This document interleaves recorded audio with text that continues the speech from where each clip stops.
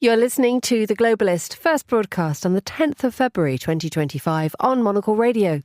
The Globalist in association with UBS.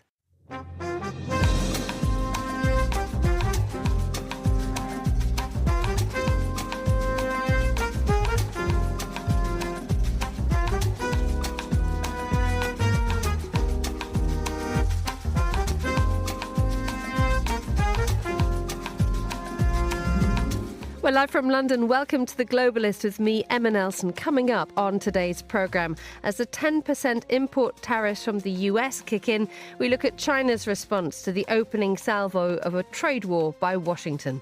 After that, for the second time in 18 months, Ecuador heads to the polls. Will it bring much needed stability? Also, having walked the last mile together, the Baltic states are breaking away from hostile dependencies once and for all. The Lithuanian president is part of celebrations as 3 Baltic nations cut their power supply from Russia. And they used to welcome over 1,000 tourists daily. Today, you can stand alone in the very room where Jesus was born. Bethlehem is struggling with declining tourist numbers. Plus Monday's papers, and we look at the Super Bowl through the lens of fashion. That's all coming up on The Globalist, live from London.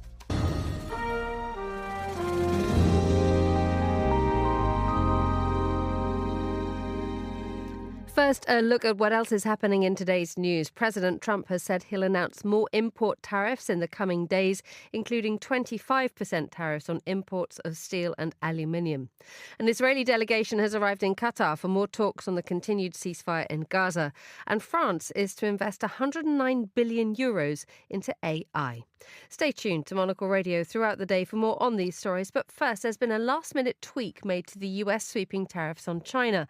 Having previously announced that there would be no exceptions to the charges, a minimum baseline was set at $800 worth of goods. Anything above that, however, from today is subject to an additional 10%. And in return, China is imposing its own charges on some key American imports. Well, I'm joined now by Megan Morris, who's Singapore Deputy Bureau Chief for Business Insider, and Isabel Hilton, founder of China Dialogue and visiting professor at King's College London's Lau Institute. A very good morning to you both. Good morning. Megan, if we may begin with you, just explain to us who's imposing what upon whom today? The big question is exactly when all of these to-be-determined tariffs are going to take place. So we are in what is still the early stages of an American trade war. While I have an American accent, I'm coming to you from Asia, where folks are very nervous about what this is going to look like for China. So the big picture here is just over a week ago, U.S. President Donald Trump announced tariffs on some of the U.S.'s closest trading partners. Those are Canada, Mexico, and China. The markets went haywire after that, and Trump walked back those Canada and Mexico tariffs, saying there would be a 30-day pause. The China tariffs did go into effect on Tuesday. China hit back with its own tariffs. And Trump is continuing to escalate this trade war. We're looking at 25% tariffs on other goods, including steel and aluminum imports. That would be from any country. He is also talking about tariffs on other American trading partners, including the EU. But we don't have many specifics on what those could look like just yet. Isabel, the Chinese, however, have been very targeted in what tariffs they are imposing. In terms of the materials that they are imposing tariffs on, and also investigations and moves into the likes of Google. They have, and they were both swift and I think pretty measured actually in their response, and they were clearly better prepared this time than they were in the first trade war in Trump's first presidency. So they targeted, for example, there were some curious things. They put the parent company of Calvin Klein on the entity list on national security grounds, which is curious, but it's actually a pretty unsubtle punishment for the company having joined the boycott of Xinjiang cotton. They also imposed targets on things like oil, coal, liquid natural gas, agricultural machinery, and large trucks. Now, oil, coal, and liquid natural gas, LNG, China can easily source elsewhere, and Russia remains a very keen supplier. So that's a net loss for US manufacturers and producers without much harm to China. But more significantly, and I think this is the kind of the hint of menace in China's response, are further restrictions on the export of some key strategic minerals. So the key things that you need for technologies, so lithium, gallium, which are important in batteries, antimony, which is a key fire retardant, and the germanium. These are things that China virtually monopolizes, not so much in the mining but in the processing, and they're key to U.S. industry. So that's kind of the key, really, in China's response. Megan, Isabel says that the products that they are using, or the products they are including in the tariffs, are key to U.S. industry. How will these tariffs actually affect day-to-day business in the United States? While Trump took a universal approach to tariffs, saying 10% tariffs on all imported goods from China, China was very measured in its approach, as Isabel said. So instead of, for example, putting tariffs on all agricultural products or even specific products, as we've seen in Trump 1.0's trade war back in 2018, this time around, China hit at specific materials as well as things like agricultural machinery. So rather than, for example, imposing tariffs on wheat, China is hitting the production of agriculture, which could hurt the US's exports to other countries, not just to China. So we could see pretty wide-ranging impacts here in multiple sectors when it comes to production of goods that go to the American people and that the US then exports around the world, not only to China. And staying with you, Megan, some research by Brookings has suggested that the places that will be most directly hurt by these tariffs are the regions and the states which are naturally pro-Trump, pro-Republican. That's right. My hometowns are New York City and Philadelphia, and there has not been agriculture in those areas for over a century. So here we're really seeing hits to Americans' heartland. Think the Midwest and the South, places with significant agriculture exports and places that are really trying to rebound and trying to be the manufacturing producers of the future. Places that are trying to do electric vehicles and solar-powered cells and wind farms and things like that. All of these industries are really at risk from the inputs that they need, from equipment to rare minerals that go into all of these products. Looking at what happens next, Isabel, I mean, both you and Megan have mentioned the word measured when it comes to the Chinese response to Donald Trump's imposition of an extra 10% in tariffs.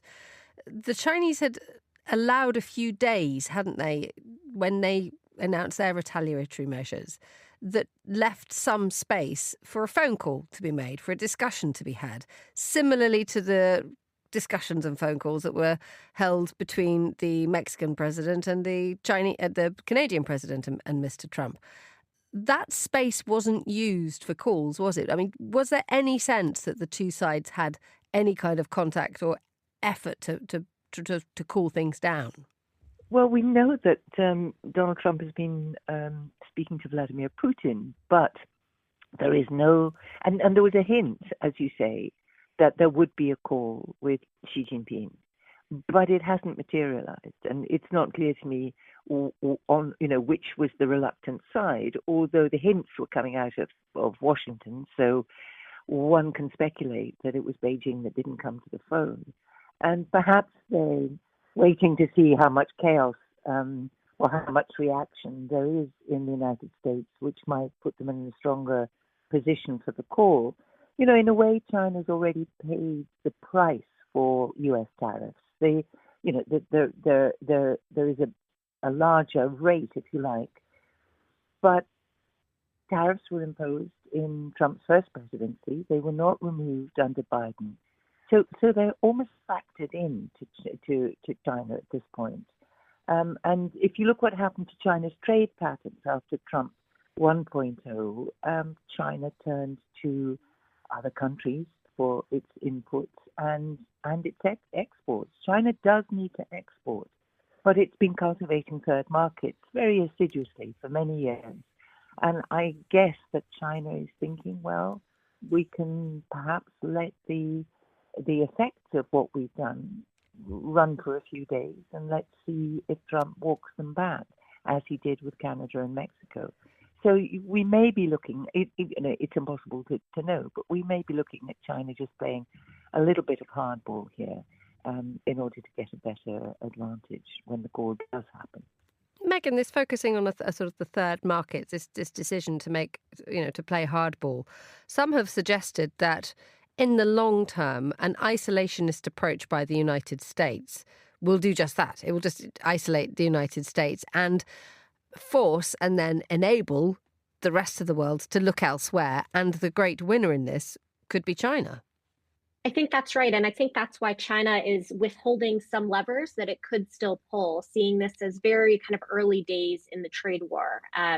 If you look at China's bout of tariffs on the U.S., that only touched, according to the Eurasia Group, about $20 billion of U.S. exports. But the U.S.'s across-the-board tariffs would touch $500 billion in Chinese exports.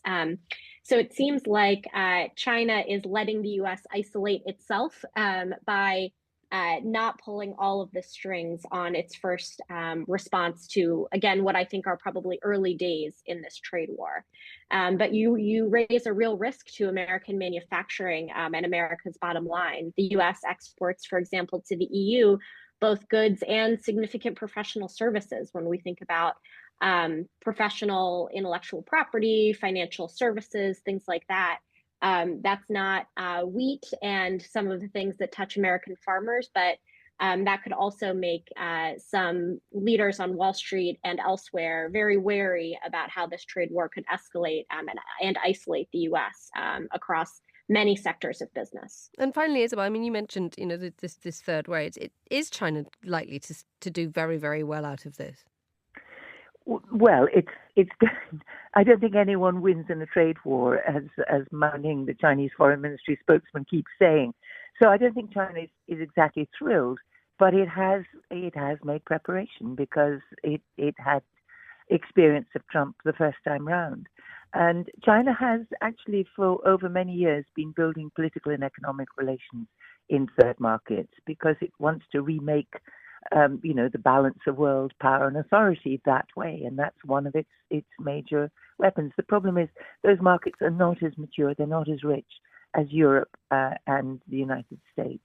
However, there is also a possibility that the U.S. action, depending on how hostile it is towards the European Union in the end, could improve relations between Europe and China as both sides seek self-interest.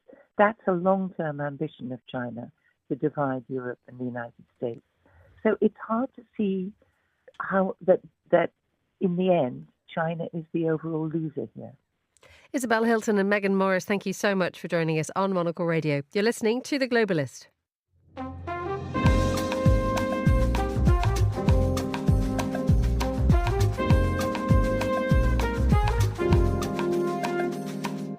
Two 14 a.m. in Quito, 7:14 a.m. here in London. Now, Ecuador's centre-right President Daniel Noboa is likely to fall short of securing an outright majority in the country's general election. It sets the stage for a runoff vote against his nearest rival. This weekend's elections were the second in 18 months in Ecuador after the incumbent Mr. Noboa served a sort of presidential stopgap role, completing the term of his predecessor Guillermo Lasso, who'd been impeached over accusations of embezzlement.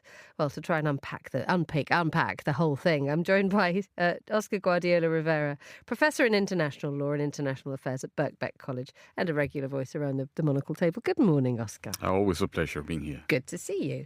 So, just set the scene, or just would you be kind enough to bring us up to date about the overnight results, please?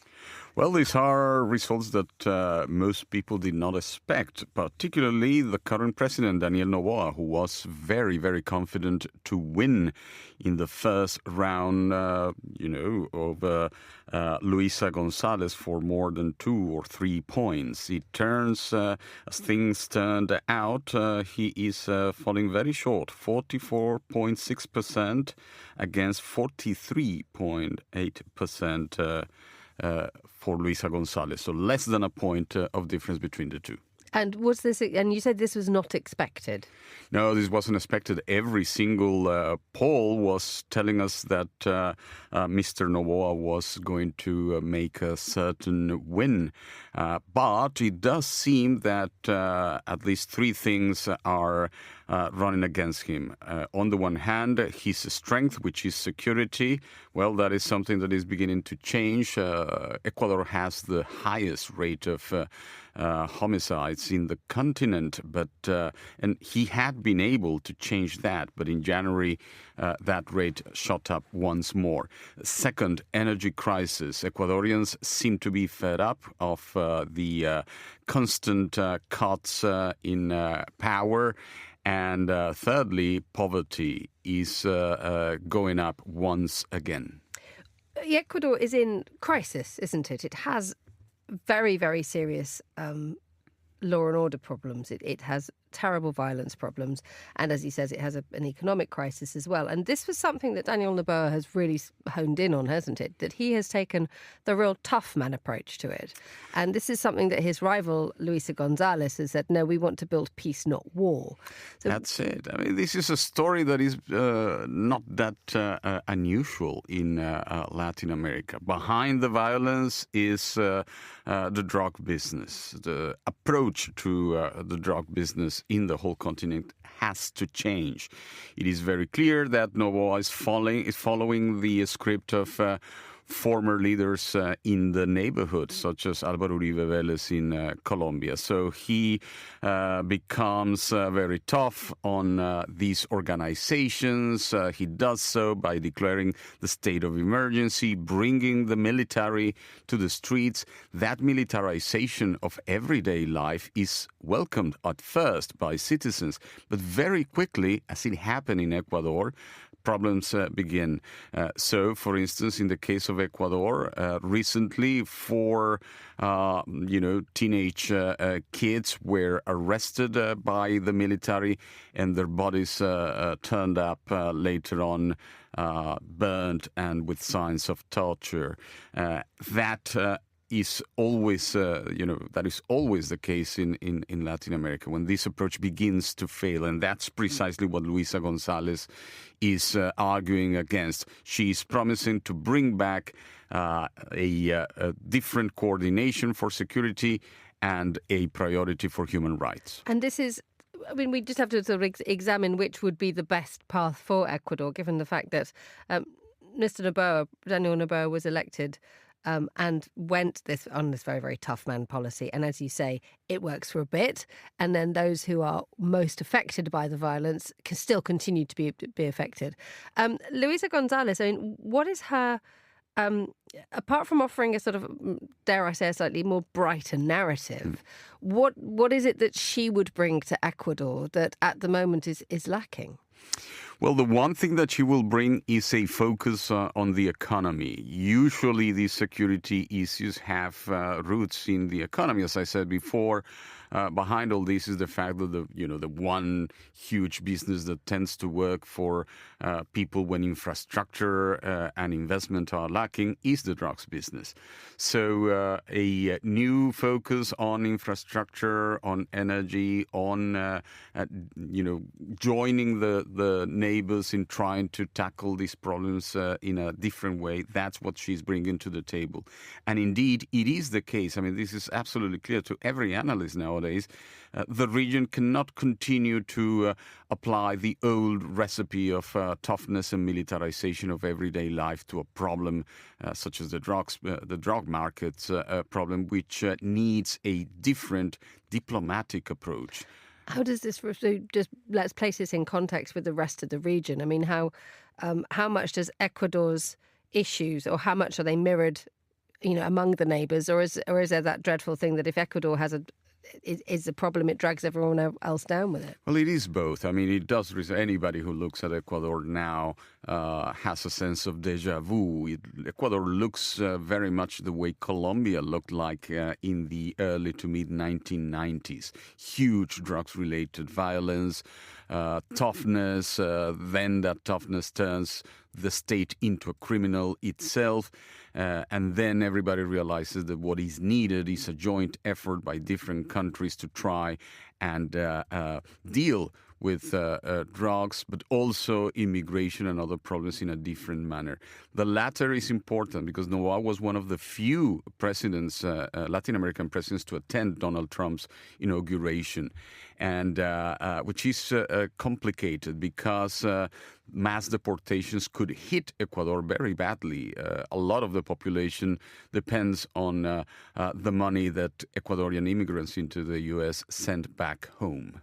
Oscar Guardiola Rivera, thank you so much, as ever, for joining me in the studio. Still to come on today's programme. Salutations! It's your Uncle Sam, and this is the Great American Game. Samuel L. Jackson sets the tone for the halftime show at the Super Bowl by Kendrick Lamar. We'll examine how sport, music and fashion combine.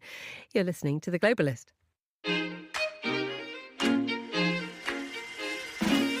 UBS is a global financial services firm with over 150 years of heritage. Built on the unique dedication of our people, we bring fresh thinking and perspective to our work. We know that it takes a marriage of intelligence and heart to create lasting value for our clients. It's about having the right ideas, of course, but also about having one of the most accomplished systems and an unrivaled network of global experts. That's why at UBS, we pride ourselves on thinking smarter to make a real difference. Tune in to The Bulletin with UBS every week for the latest insights and opinions from UBS all around the world.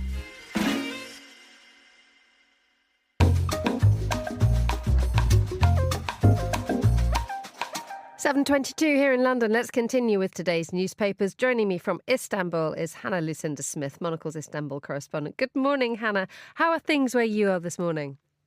Yeah, it's winter has definitely come to Istanbul. It's been icy. It's been snowing even a little bit here over the past few days. So yeah, definitely you can tell a change in temperature here. Thank you for sort of obliging with a paper review while trying to keep warm. Let's begin with the headlines. I think a huge thing that's been covered extensively this weekend was just how different what we're now 3 weeks into the ceasefire in Gaza, and the exchange of prisoners this time felt there was something much harder about it, wasn't there? Yeah, indeed. I mean, I think the sight of those 3 Israeli hostages who were released on Saturday, the kind of physical decline that was very, very obvious. When they came out and were handed back to Israel. And just yesterday, it was reported by the BBC that Elai Sharabi, one of those hostages, was in fact unaware that his wife and daughters had been killed in the time that he was in captivity.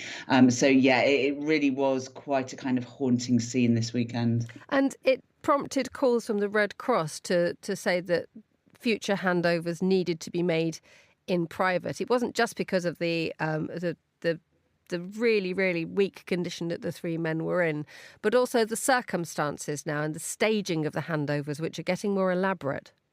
Yeah, there felt something very kind of darkly performative about the way that these 3 men were handed over on Saturday, as you say, so on a stage, these kind of masked Hamas figures around them, in front of an audience. And let's not forget as well, in this first phase of hostage swaps, there are 17 Israelis still remaining there. And as you say, the Red Cross is now calling for these hostage swaps to sort of take a different kind of form.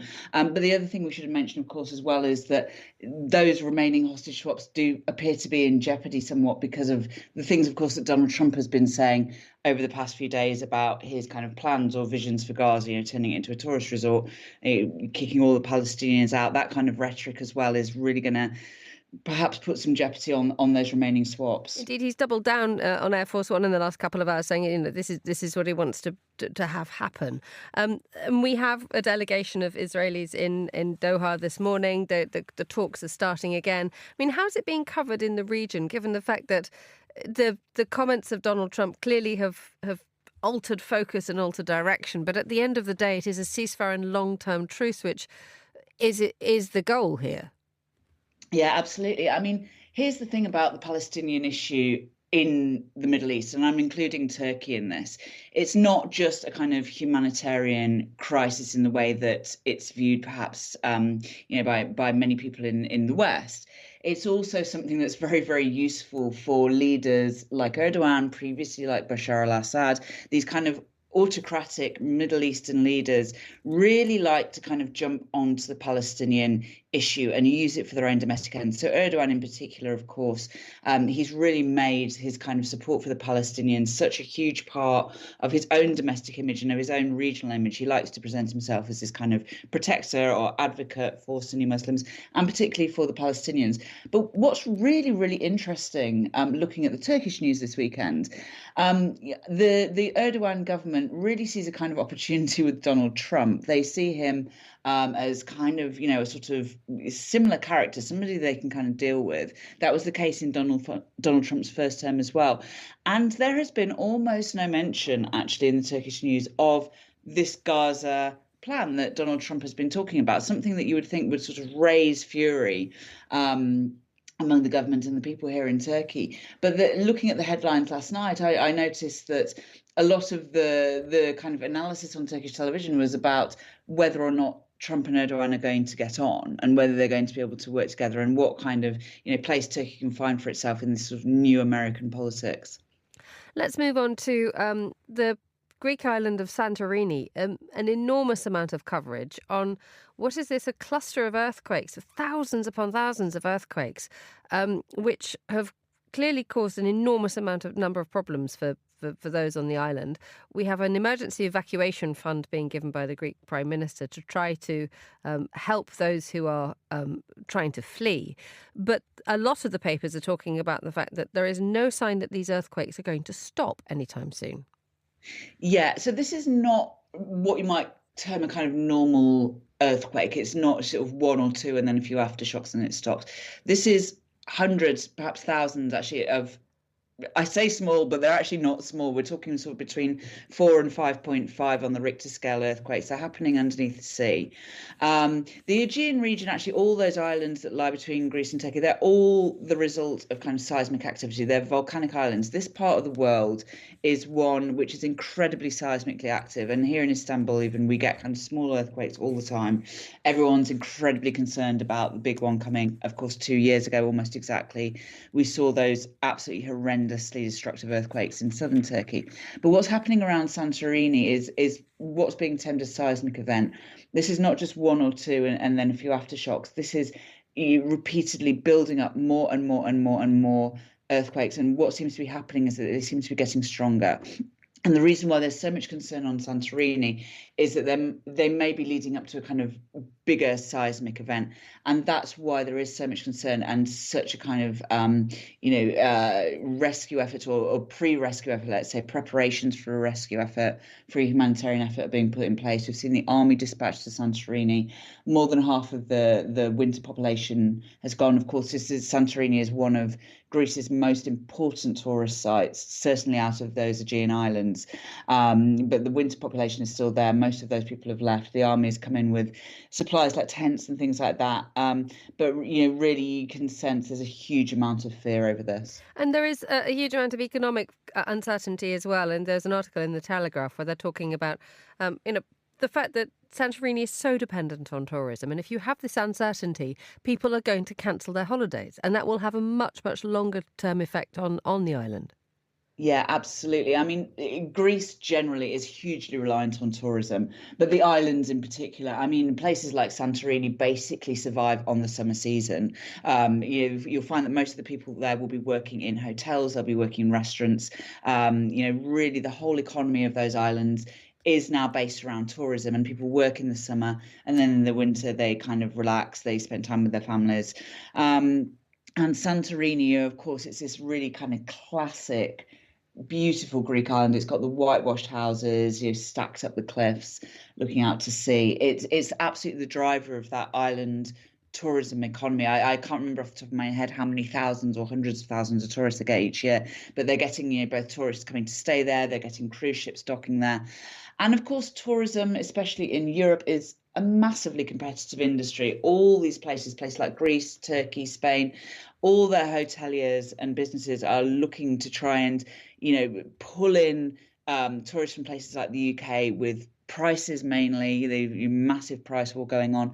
But of course, things like earthquakes also affect where people choose to take their holidays. And, I think the worry for Greece is this year, this is really, really going to play on people's minds, particularly if it carries on, more than it has already. Hannah Lucinda Smith in Istanbul, thank you so much for bringing us today's paper review. The time here in London is 7:30 a.m. You're listening to The Globalist with me, Emma Nelson. A look now at some of the other stories we're following today. President Trump has said he'll announce more import tariffs in the coming days. This includes 25% tariffs on imports of steel and aluminium. Canada and Mexico are included in the plans, with Canada expected to be hit particularly hard. An Israeli delegation has arrived in Qatar for more talks on the continued ceasefire in Gaza. Indirect negotiations between Israel and Hamas on the next stage of the truce are set to start this week. It's not clear how much the talks will be affected by the US President Donald Trump's declaration that Gaza should be cleared of Palestinians in order to build a Riviera. And France is to invest €109 billion into AI. The announcement was made by the French President Emmanuel Macron ahead of an AI summit he's hosting alongside the Indian Prime Minister Narendra Modi in Paris. This is The Globalist. Stay tuned.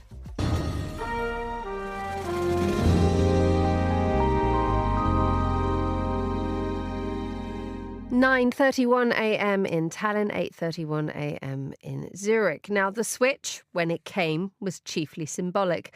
And then it came with a rather grandiose international broadcast ceremony complete with heavy metal guitar solos. We shall spare you that, but tell you more about this weekend when 3 Baltic states, Latvia, Lithuania and Estonia, permanently switched off their connection to Russia's electricity grid.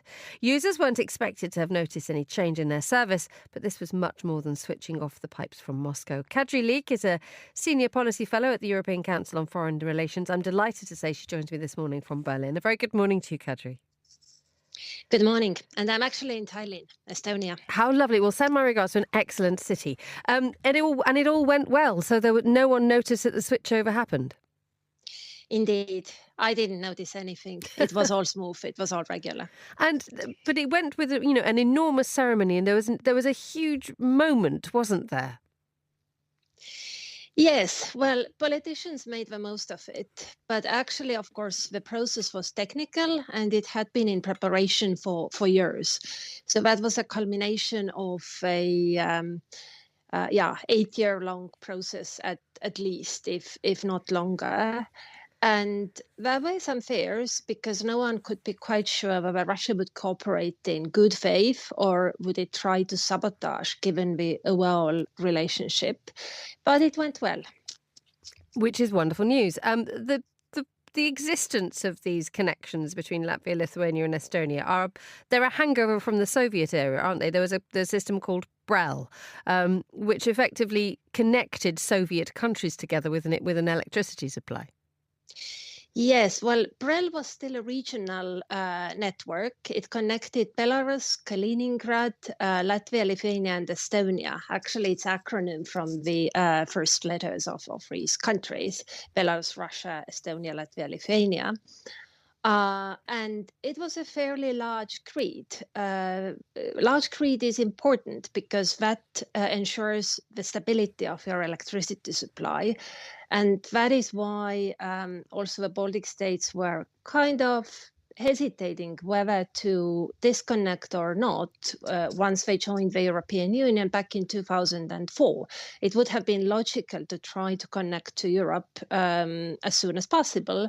But then again, it's a huge thing. It takes lots of investments, and now there is only one power line leading to Poland, so the system is not as well integrated. But of course, when everyone saw developments in Russia, annexation of Crimea in 2014, and the start of a big war. Then obviously Baltic states didn't want to be dependent on Russia in their electricity supply, because that is fairly critical. And they haven't bought electricity from Russia for quite a while now, have they? Yes, no. Electricity trade was stopped long ago, but some electricity may still have gone back and forth just by laws of physics. It was a common network, and to keep the frequency, there was some movement. But yes, I don't think any money changed hands. Explain a little more, therefore, about where Latvia, Lithuania and Estonia will be looking to for their sources now. They are now going to be looking exclusively to the European Union. Is that correct? Well, actually, they produce quite a bit of electricity themselves as well. And for over 24 hours, the Baltic states actually functioned as an island every Saturday and Sunday. It was exactly to test what will happen should the power link to Poland go out of business, because it will be closed for regular maintenance, even in a planned manner, not to mention emergencies. And Estonia has its own power stations, though they are oil shale based. So that means you need to pay for CO2 quotas. It's not the cleanest energy there is, but it's energy. Latvia and Lithuania have some hydropower, some gas-powered stations. So there is local supply, and one can get by with that. And then there are links to Finland from Estonia and to Sweden from Lithuania. And that allows the Baltic states to get their share of cheap Scandinavian energy, because Scandinavia has lots of hydropower, also wind power. So when the weather is stormy, electricity in Scandinavia is really quite cheap. And thankfully, it drives prices down here too.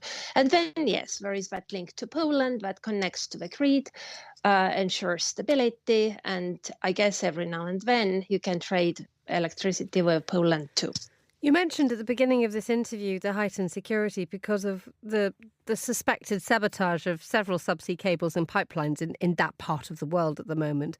How is that focusing minds in terms of where states and governments are getting their energy and their electricity and indeed their connectivity from?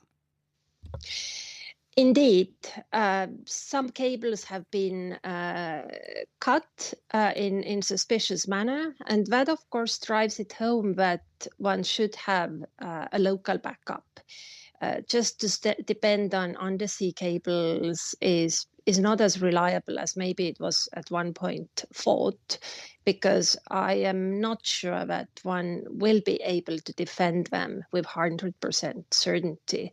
So local energy production will always remain important. But for now, the Baltic states are not in the ideal position, because they can, of course, invest in green energy, and there could be quite some wind and sun around. However, they don't have a nuclear power station or any energy sources that would not be dependent on the weather, and that makes the whole supply somewhat unstable. So I think the decisions are still to be made how to address that. Kadri Leek with the lights on in Tallinn. Thank you so much for joining us on Monocle Radio. You were the Globalist.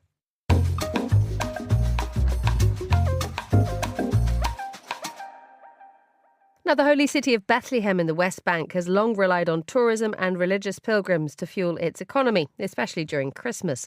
But since October the 7th and Israel's ensuing war with Hamas, Christmas celebrations in the city where Christ was born have been cancelled for 2 years. Conflict researcher and reporter Liam Syed recently visited the West Bank from Jordan and found a resilient Bethlehem struggling to maintain hope for the future.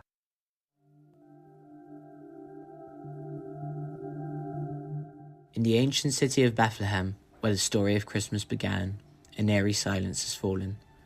The streets that normally buzz, with over 1.5 million visitors each year, now lie empty, as the impact of October 7th and the subsequent war on Gaza ripples through this holy city and the occupied West Bank. Walking through Bethlehem's deserted streets, the absence of life is striking. The famous walled-off hotel, Banksy's artistic statement on occupation, stands unusually quiet. Known for having the worst view in the world, a direct view of the separation wall, the hotel has made a rare exception to its ongoing closure, opening its doors only to a group of Palestinian university students from the West Bank. At the Church of the Nativity, one of Christianity's holiest sites, tour guides now lounge at the entrance, their eyes scanning hopefully for tourists who no longer come. One guide tells me that they used to welcome over 1,000 tourists daily. Today, you can stand alone in the very room where Jesus was born. The only regular visitors are from the ever-decreasing Palestinian Christian community, their footsteps echoing through spaces once filled with pilgrims from every corner of the globe. For the second consecutive year, Christmas celebrations have been cancelled in the Holy City. The absence of festive crowds is particularly painful during what should be Bethlehem's most vibrant season. During this time, the city typically welcomes hundreds of thousands of visitors and generates its largest annual revenue. Dr. Munfer Isaac, a leading Palestinian faith leader and Lutheran pastor in Bethlehem, begins our conversation with a striking perspective. Honestly, and before I say anything, we feel ashamed talking about the situation here because of what's happening in Gaza. So it's nothing, and as I said, we feel ashamed to complain given that there is literally a genocide unfolding in front of our eyes. Having said that, it's been very difficult since October 7th, incredibly difficult. The story of Bethlehem's crisis reveals a community facing unprecedented challenges. The city's vulnerability, Dr. Isaac explains, stems from two critical factors. The first is the city's over-reliance on tourism.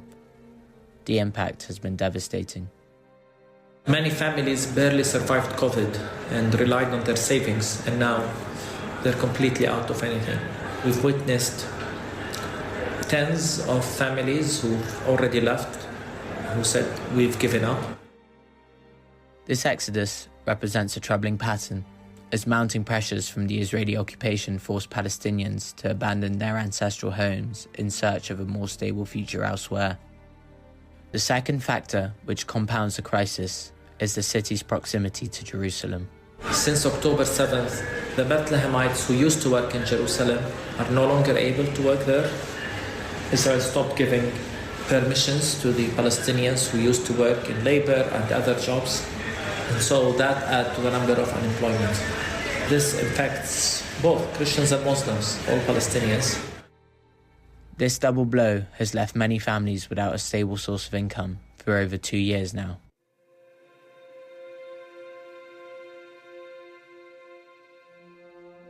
In addition to the dire economic situation, movement within the West Bank has become increasingly restricted under Israeli military control. New checkpoints and barriers have transformed once simple journeys between cities into arduous ordeals. It took me yesterday 3 hours to exit Jericho. And to enter Bethlehem, we had to go through the dirt roads to avoid the checkpoint. These restrictions, which fragment Palestinian communities and disrupt daily life, have become a suffocating reality for residents across the West Bank. So life is becoming unbearable here in the West Bank. And when you add that to the unemployment, the trauma people fear that what happened in Gaza could happen in the West Bank anytime, namely the displacement and ethnic cleansing. There is real existential questions now. People are asking questions. Is there a future for us here? And this is a time in which our resilience is tested as a people and as a small Christian community. And how resilient are we? We will know in the coming few. But life here is becoming literally unbearable. Life in Bethlehem in the West Bank has long been marked by periods of hardship and resistance. From the occupation of 1967 to the First and Second Intifadas, each generation has faced its own struggle. Yet, the current situation stands apart in its severity. I haven't witnessed a more difficult period in my life in Bethlehem than I witnessed now. Our parents used to tell us of difficult days in 67, and I remember the first Intifada. It was not like this. Second Intifada was brutal as well, but what we're witnessing now is really unprecedented. The length of the closure, the fact that there is no tourism at all, and also the psychological feeling inside, the internal feeling. Now we know that there are literally no red lines. With a temporary pause in Gaza's bombing, a new fear has gripped the West Bank. As Israel's military focus shifts and settler activity intensifies, residents see ominous signs for their future. Israeli leadership, particularly far-right ministers, have been explicit about their intentions to expand settlements and assert full control over the West Bank, leaving Palestinians with few illusions about what lies ahead. The fear is palpable, in Dr. Isaac's words. They're very explicit about their intentions. They want us out. They're sending signals, they're putting billboards in the streets that there is no future for us. So what would prevent them from committing a massacre in a village or to a family and then scaring everyone? That's the fear we live in now. Even the recent temporary ceasefire in Gaza has brought mixed emotions to Bethlehem's residents. We are relieved that the killing stopped. We hope it completely stopped. Certainly we rejoice for all those who are released, Israelis and Palestinians. No one does, it's not something we want. For the two sides, the stories we've seen from the Palestinian side are heartbreaking. 20 years, 25 years, people in jail, and the father who hasn't seen his son who was born while he was in jail. All of these stories, someone was in jail for 40 years. His voice carries the weight of a practice all too familiar to Palestinians, many of whom are held indefinitely in administrative detention without trial. We have suffered a lot as a people. Enough.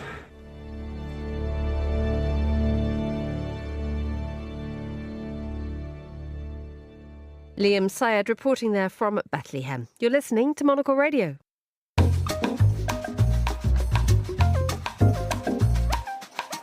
Just nudging 7:47 here in London. Let's talk business with Isabel Hamilton, senior reporter at the Daily Upside. Good morning. Welcome back, Isabel. Good morning. We had a brief touch on this in the headlines, but in the last few hours, Trump has said he has a raft of brand new trade tariffs to give to the world.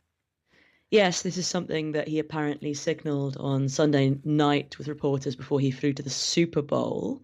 So what we've got so far is a 25% tariff on all steel and aluminium imports to the US. And he's also thinking about adding some retaliatory tariffs on top of that. That's basically just tariffs that apply to countries that have their own levies on US goods. But he hasn't really given any details on that. The only proper concrete detail we have is this 25% tariff on steel and aluminium. This tariff is going to affect Canada the most, by all accounts. Could you explain why? Yeah. So the biggest exporters of steel to the US are Canada, China, and Mexico. And these are countries that are already in Trump's crosshairs in terms of tariffs. Canada and Mexico have managed to get this 30-day, stay of execution. They haven't had the sort of base tariffs that Trump was promising. But, if those come back, this tariff would be stacked on top of those. So this would hit Canada really hard because it's the top exporter of steel to the US. How are markets trying to react to this? Because this roller coaster is going to be exhausting, and it's going to destabilize the value of everything, isn't it, very quickly?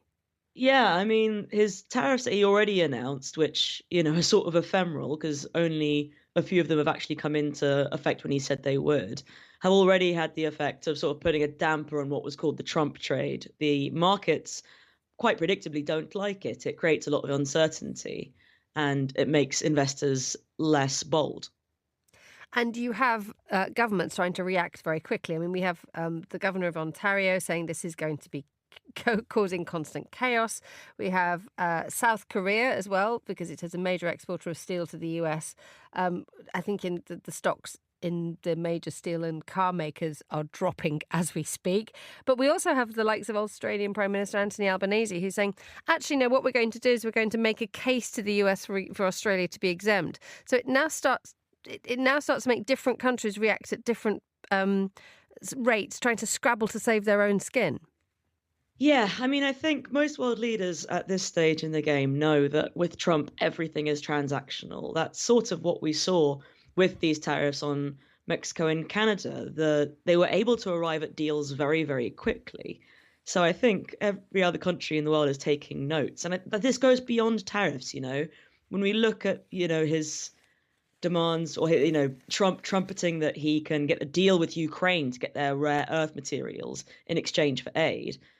The reporting there was that Zelensky came to the table with that offer because he knew who he was going to be dealing with.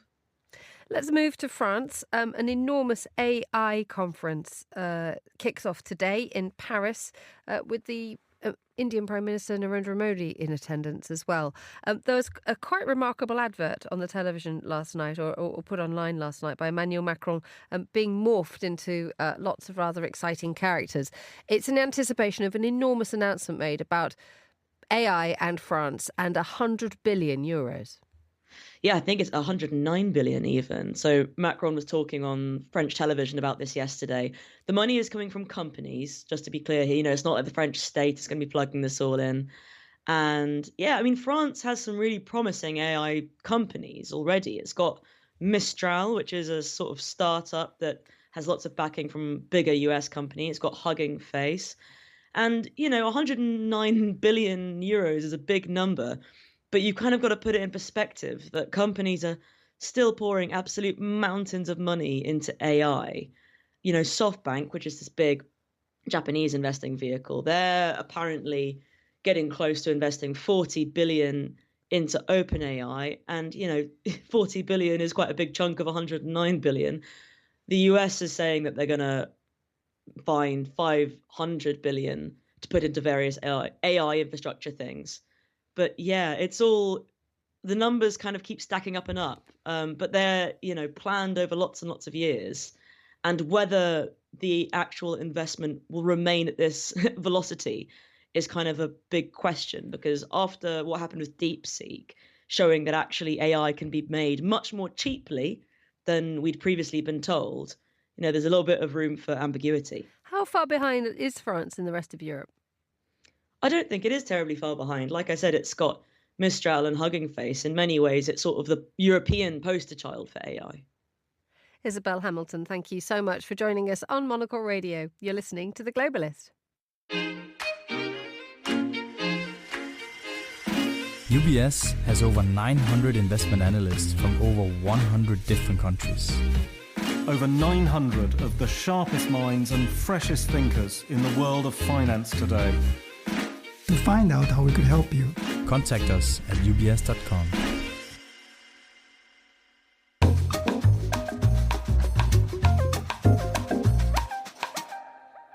Finally, on today's programme, from Lady Gaga's Swarovski-covered body to Rihanna's Red Look by Loewe, the Super Bowl halftime show is a glorious Venn diagram of the music world, meeting fashion and the small matter of sport. Well, yesterday the spotlight was on Kendrick Lamar, appearing for the second time in 3 years, and he used design to bring politics by the spadeful to his show.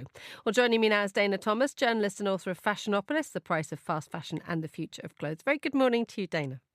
Good morning. The reaction to the show was clearly one that was of a highly politicised piece of performance. Yes, it was. He has his beef with Drake, and he's been, making it known really loudly, and he did so in his performance last night in a way, and it didn't land too well. Apparently, fans were on the fence about it. Some said it was great. Some thought not appropriate. What they did love, however, was his bell bottoms. I mean, he's bringing back jeans that were in fashion 60 years ago, and people went bananas over his look, and tried to pick it apart and understand what he was saying with it. Tell us what he was wearing. So he was wearing a custom-made varsity jacket by Martine Rose, who's a British designer, known for her sort of witty sportswear, and he had all these patches on it, so that, as we like to say, Lamarologists decided to study and figure out. So one read Gloria, which seemed to be a reference to his to one of his songs. And on the back, there was an insignia, P.D. Lang, which noted his creative agency that he co-runs with Dave Free. And then he had a cap with a feathered brooch pinned on the side, which was super fly, and a big A chain. Now, this A chain, everyone's trying to figure out, did it mean a minor, which was a line in his in Not Like Us? Did it mean, it looked a lot like the Amazon logo? Was he advertising? I mean, the guy is like this, he's just this walking, it's more than a billboard. He's all about communication, and you try to figure out what he's trying, it's like he's a poet, like a 19th century poet, like you're trying to figure out what he's trying to say. He also had these blue jeans on that were tight and then at the top and then flared and pooled around his feet, his sneakers at the bottom, like the hippies at Woodstock used to wear. And people are going, wow, what's that about? Was it the 90s? Was it the 60s? Is he trying to recall, Sonny and Cher? It was really kind of a crazy, interesting look, but it like everything else, it felt like a poem where everything he does and everything he says is rooted in something else. Indeed, and there's plenty of symbolism as well with the fact that the dancers as well were all dressed. Well, at one point he was surrounded by his group of dancers, all black, who were making up the American flag. We had Samuel L. Jackson, who appeared as Uncle Sam, dressed as Uncle Sam. That idea that in a moment when the world is turning in a very, very sharp direction, courtesy of Donald Trump and his approach to diversity, the appropriation of American colours and American symbols with diverse performers, with black performers, was a very powerful one to witness. It certainly was. It absolutely was. As were the athletes themselves. I mean, the tunnel walk with these beautiful, beautiful athletes, so many of them Black Americans. The great stars are all the great Black Americans, dressed to the nines and just looking so fine in denim leisure suits and leather. One was decked out in a leather suit that looked like something Eddie Murphy wore in the 90s, but even better, all carrying Louis Vuitton monogram bags, like saying, we are the best, we are winning, we are chic, we have style. And it was like they were vaulting over the MAGA fans in the stadium and on television, at their homes watching TV and eating nachos, and saying, we are the stars. Does it actually create a new pattern now, very briefly, Dana, because we're running out of time, that seeing Kendrick Lamar with such powerful symbolism in his fashion, almost trumping the women who up until now have been fabulously glamorous, but maybe not with so much of a strong message behind what they're wearing? Absolutely. It's kind of a shame in a way, because the women had actually been gaining ground. But, who's the biggest female star in pop right now? Taylor Swift. And she was up in the stands rooting for her man down on the field. She was wag. She was dressed up, kitted out in high fashion and being a girlfriend. And the star of the show was a man, and a man with a really powerful message, as opposed to just singing, fun pop, happiness and joy. Dana Thomas, thank you as ever for joining us on Monocle Radio. And that's all the time we have for today's Globalist. The warmest of thanks to all my guests and to the producers Anita Riotta, Chris Chermak and Hassan Anderson. Our researcher was Maisie Ringer and our studio manager was Lily Austin. After the headlines, there's more music on the way. The briefing's live at midday here in London. The Globalist is back at the same time tomorrow. But for now, from me, Emma Nelson, goodbye. Thank you for listening. Have a great week.